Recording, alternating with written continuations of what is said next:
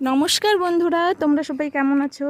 আশা করি তোমরা সবাই ভালো আছো। আজকে আমি তোমাদের সঙ্গে শেয়ার করব ছোট ট্যাংরা মাছ আলু পেঁয়াজের রেসিপি। প্রথমে লবণ হলুদ দিয়ে মাছগুলোকে মেখে নিয়ে এরপরে কড়াইয়ে তেল দেওয়ার পরে তেল গরম হওয়ার পরে আমি দিয়ে দেবো মাছগুলো দিয়ে আমি মিডিয়ামভাবে ভেজে নেব।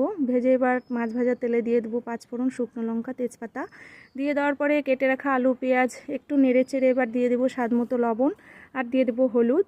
দিয়ে দেওয়ার পরে এবার কিছুক্ষণ ভেজে নেব। দেখো লাল করে পেঁয়াজ আলুটা ভেজে নিলাম।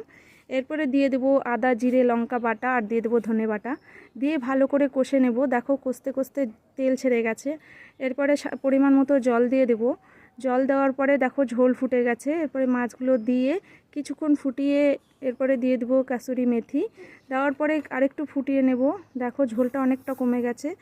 এবার নামিয়ে নেব। যদি তোমাদের ভালো লেগে থাকে অবশ্যই লাইক কমেন্ট শেয়ার করবে। নতুন হলে চ্যানেলটা সাবস্ক্রাইব